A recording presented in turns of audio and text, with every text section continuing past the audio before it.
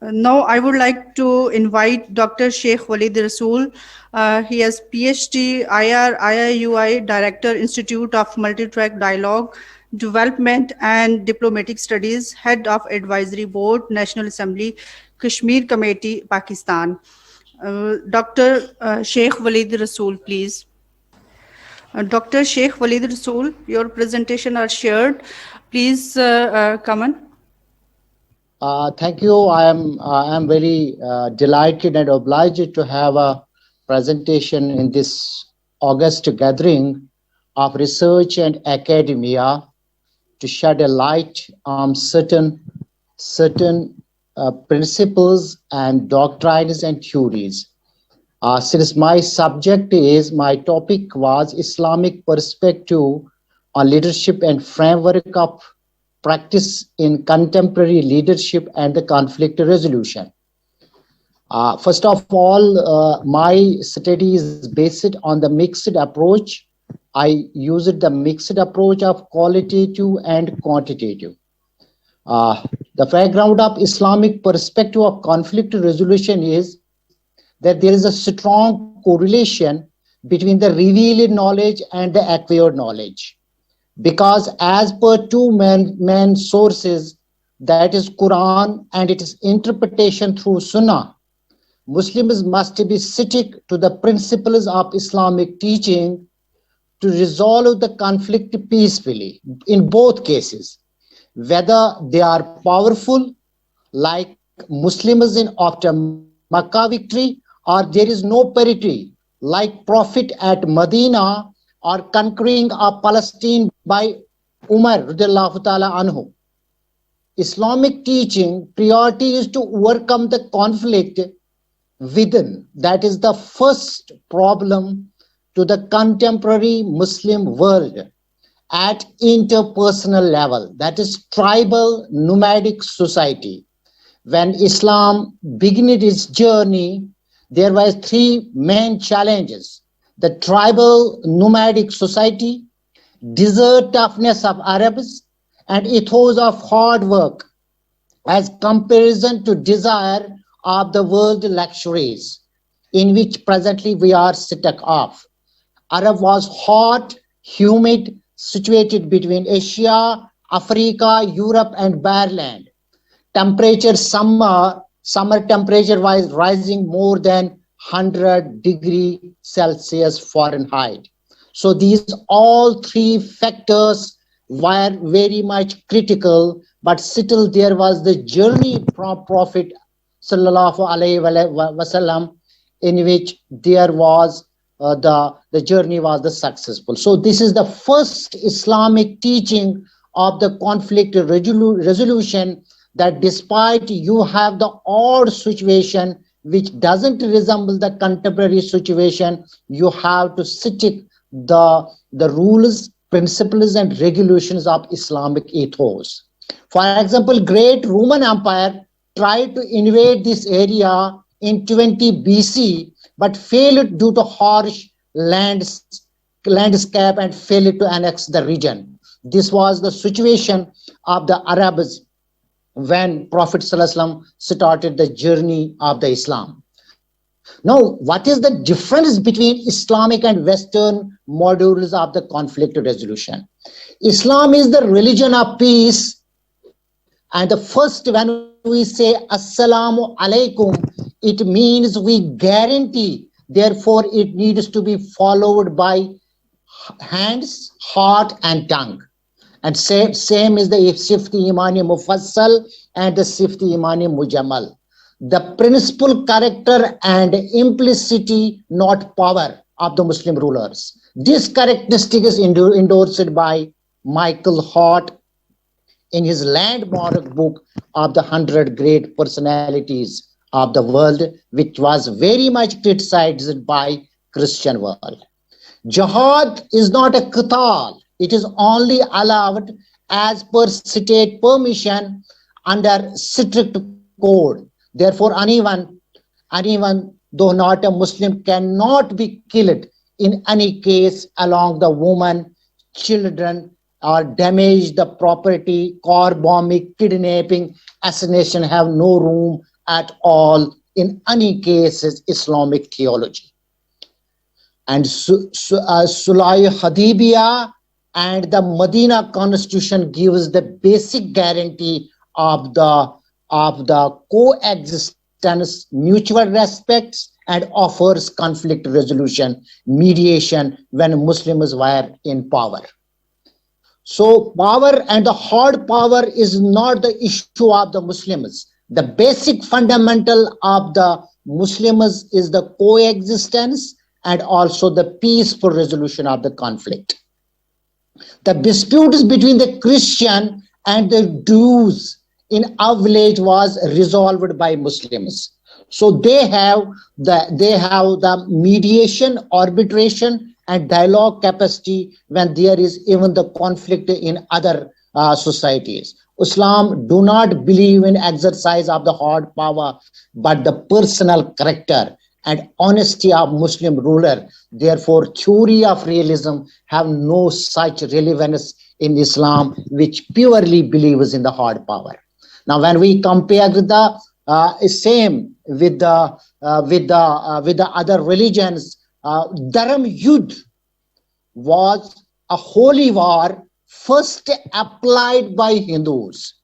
Since Muslims are second biggest population, any legitimate struggle, even as per UN resolutions, having legitimacy through UN human rights resolution like Palestine and Kashmir cause, are tagged as the holy war because the Muslims are simply in the majority. And when we will compare the same struggle in other cases, that is not being tagged and dubbed with the holy war. So this is the double standard which we are facing today.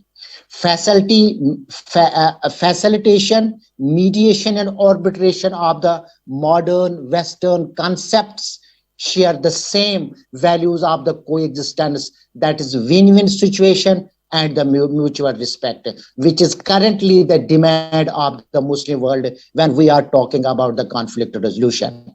Conflict resolution is confused, should not be confused with the conflict management or the conflict prevention or the status quo. Now, I will shed a light on Islamic doctrine of the conflict resolution from strategic to tactical level. Now, in the practical purposes, how Islamic thought, Islamic theology, Islamic philosophy taught us in practical purposes. The Prophet was born in 1607 AD, 14 years without Nubuwwat.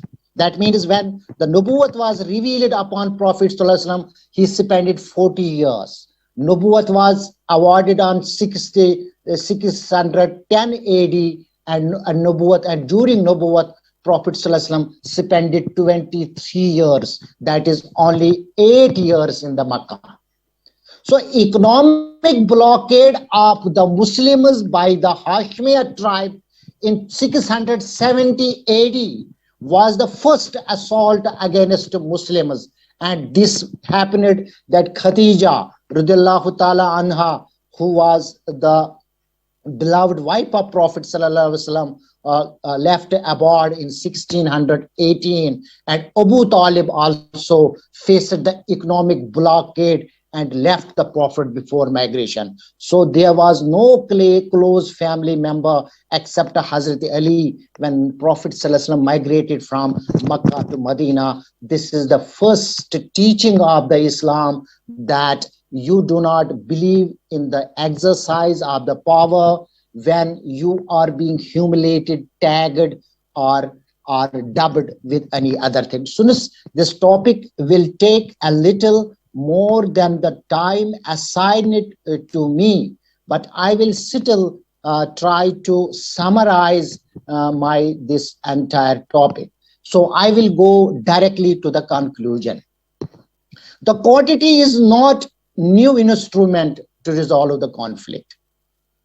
So the quantity has been and is currently also against the Muslims. So the non-Muslims who are combined, either it is a UN or it is European Union or other IGOs or international organs, they are more in quantity.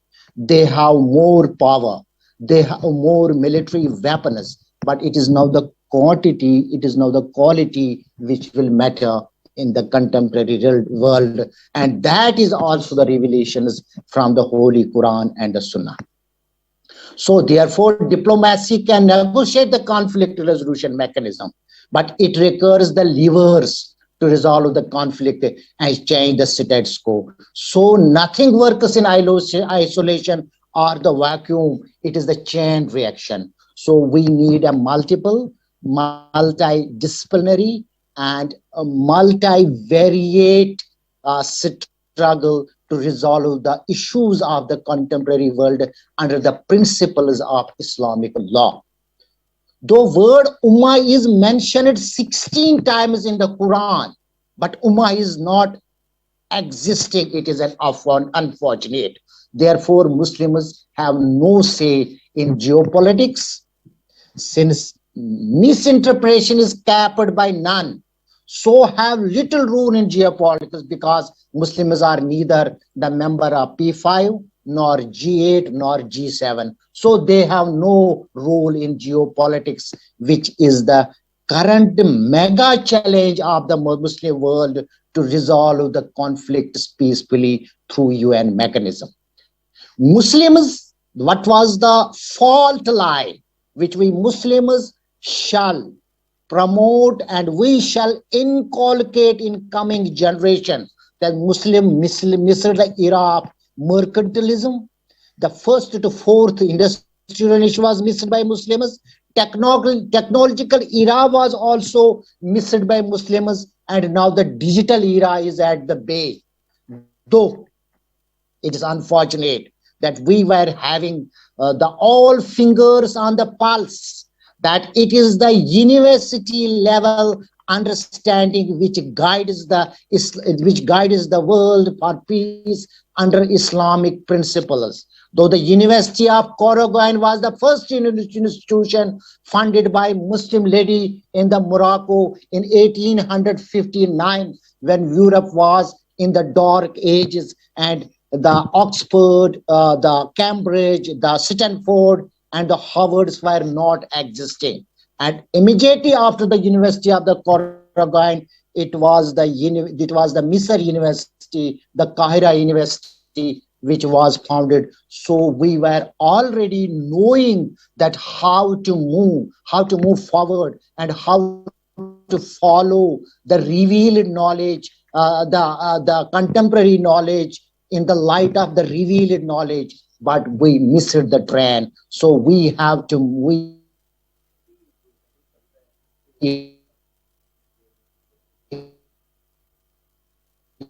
important Muslim leaders are Palestine and Kashmir, carry both the UN sanctity and legitimacy as per international law. Islamic doctrine of conflict resolution as per Hudaybiyah and Madeira declaration also gives the way out. But since we are fragmented, we have deep fault lines within the Islamic countries, even though at the inter and intra level within the state. So we do not have any international say except to Marcia. Muslim world failed to keep in peace with the technological era and now the digital era. Therefore, they cannot push the implementation of UN resolution number 181 about Palestine, or resolution number 13 passed on the Kashmir to resolve the Kashmir peacefully, because we failed to back having a unanimous and collective backing of these two resolutions. So we have no any other option. What is mentioned in Quran and Sunnah, that is kafu aidikum, to tie our hands. We have nothing more than that in our hands, because we have not filled our fault line so far. Now I will come to the deduction. Inter and interfaith dialogue at all levels, and also the interfaith dialogue at the spirit of the Medina, at the Misaq Medina and at the Medina Agreement. Therefore, doctrine of the freedom and resistance needs to be revisited. The scholars need to accept the ownership because nostalgia is a reminder. The writers remain in the nostalgia, but it is the role of the scholars who adopt the futuristic approach which is required currently. It is the sole responsibility of scholars of the era to give practical and doable solutions. Besides, they are policymakers and the drivers of the nation. Academic and Commission, Academic and Research Commission of ISC based on the doctrine level experts is required. The specialization in understanding of globalization, interdependence, and postmodern compulsions of the digital era in the light of Islamic teaching is our immediate and instant requirement. The list of the intellectual internal fault lines needs to be identified. Relevant scholars from each discipline, from each country, having intellectual acumen and understanding of the contemporary global order and the emerging challenges is the requirement. Man focus on mitigating intra-conflict of the Muslim world, leaving fiqh issues aside, but thinking what is immediately possible shall be done immediately. That is three-pronged strategy, the medium-term and long-term strategy. The intra and inter-university of Muslim world shall devise the cohort group to discuss the fault lines of our friction and devise the solution and then exchange these ideas. It is why I said we should initiate what we can do immediately. That can be a small baby setup. Interests are pivot, so we cannot delete that there are always the interests. Then religious now, the religious bond does not having the glue now that we have to identify that glue which can be a man pivot. What Muslim nations produce, what is the raw material available, of how they can benefit each other in all areas of export, import, raw material and supply. Besides the security, can be a material connection between various Muslim nations. Framing a list of issues where they can take the unified position at United Nations, at United Nations General Council, at United Nations Human Rights Council. Though IC is still a fragile coalition, however, it is still the biggest international government organization after the UNO. Now, I will give few recommendations to conclude this topic. The RIFA University shall establish the International Institute of Conflict Resolution, and I named it RIFA, RIICR, RIFA Institute of Conflict Resolution, which can offer the membership of each university of the Muslim world to initiate the dialogue that the Muslims are frontline against terrorism in all manifestations, represent the Islamic values. This institution will represent the Islamic values throughout the world, Islamic interventions. It always supports the peaceful settlement of the disputes while diluting the frames which has nothing to do with the divine peaceful religion of the Islam, which teaches peace, which preaches peace, and which sit on the peace, despite they are powerful or the weak. It will suggest the practical framework of the contemporary leadership of the Muslim world. So this is minimum doable practical setup which we can do immediately. Muslims are the worst victim. This is nothing new which anybody doesn't know, though not even practicing Muslims. How much practicing Muslims we are and how much we believe in the eternity of our religion and the principles and doctrines of the thought, because now the Islamophobia is rising phenomena. All OIC members shall identify the human rights abuses and raise them in UNHCR, because human rights abuses again in each and every country is carried against Muslims because they have lost the voice. So this can be a mutual bond, because every Muslim country is suffering uh, uh, at inter level, at intra level, or our side level. And I will give you an example that Palestine is the collective issue of KSA, Kingdom of Saudi Arabia, Iran, and the Muslim world, and the Pakistan is having the mega issue, that is illegal Indian occupied Kashmir, which is currently the Kashmiris are currently at the brink of extinction, because India had initiated the demographic shift at multi levels powered by Indian hard power. Now, I will give an example. Rohingya issue was raised by small African nation Gambia, and I personally requested the OIC 8-member delegation who recently visited Pakistan, and they accepted that this Gambia was supported, backed, and funded by OIC. So this is the example. They can move. A small country can even move a resolution in UN Human Rights Commission. All OIC countries shall demand that they shall be given the sixth permanent membership at UNSC. I will not say on the basis of the religion, but on the basis of the second biggest population of the world after the Christians. So after this, since I was having the little time, so I am concluding this with proper deduction and the recommendation. Wama alayna ilal balag. Allah Hafiz. Okay, this was Mr. Dr. Sheikh Waleed Rasool with very well presented talk and with very valuable recommendations. Thank you so much, sir.